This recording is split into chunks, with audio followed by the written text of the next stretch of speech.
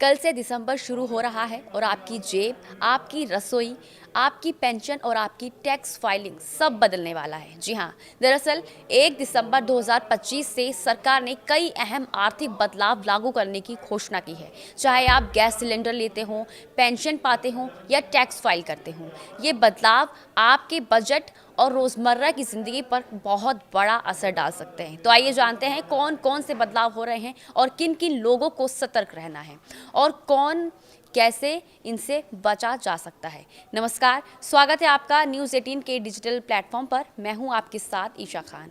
अगर आप या आपके परिवार में कोई भी केंद्र सरकार में कर्मचारी है और अब तक आपने डिसाइड नहीं किया है कि आप एनपीएस रखना चाहते हैं या यूपीएस, तो 30 नवंबर 2025 तक यानी कि आज फैसला करना होगा, क्योंकि 1 दिसंबर के बाद ये मौका बंद हो जाएगा। यानी अगर आपने समय रहते आवेदन नहीं किया तो आपको जो चेंजेस होने वाले हैं, जो आपको चेंजेस मिलने वाले हैं, वो आप नहीं पा पाएंगे।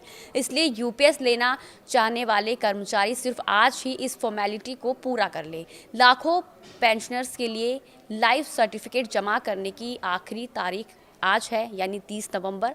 अगर ये समय से नहीं जमा करते हैं तो 1 दिसंबर के बाद आपकी पेंशन रोक दी जा सकती है।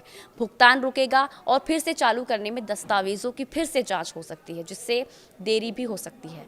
इसका असर ज़्यादातर बुजुर्गों, रिटायर्ड सरकारी या अन्य पेंशन भोगियों पर पड़ सकता है। अगर ये काम अभी तक आपने नहीं किया है तो फ़ौरन निपटाना बहुत ज़रूरी है, वरना पेंशन रुक जाएगी। 1 दिसंबर 2025 से तेल कंपनियां एलपीजी गैस सिलेंडर की नई कीमतें जारी करती हैं। 1 दिसंबर को इसका रिव्यू भी होता है और इसके साथ ही सीएनजी, पीएनजी और एटीएफ की कीमतों की भी निगरानी होती है, जो आम घर यातायात, हवाई यात्रा पर असर डाल सकती है। पिछले महीने व्यावसायिक सिलेंडर की कीमतों में मामूली कटौती हुई थी, लेकिन घरेलू रसोई गैस सिलेंडर के दाम लंबे समय से स्थिर थे। अब देखना ये होगा कि दिसंबर में क्या बदलाव होता है। अगर दाम बढ़े तो घर का खाना, रसोई खर्च, घरेलू बजट महंगा होगा। सीएनजी, पीएनजी पर निर्भर लोग ट्रैवल या गैस खर्च में बदलाव देखेंगे। अगर एटीएफ महंगा हुआ तो हवाई उड़ानों के टिकट भी महंगे होने की संभावना है। अक्टूबर महीने में जिन लोगों की टीडीएस कटौती हुई है, उन्हें भी 30 नवंबर तक संबंधित स्टेटमेंट जमा करनी होगी। यानी आपके पास सिर्फ आज ही का दिन है। इसके अलावा जिन टैक्स पेयर्स को ट्रांसफ़र प्राइसिंग रिपोर्ट या अन्य रिपोर्ट दर्ज करनी होती है, उनकी भी 30 नवंबर तक फाइलिंग करनी होगी। और अगर समय पर फाइल नहीं करते हैं तो पेनल्टी या नोटिस का सामना भी आपको करना पड़ सकता है।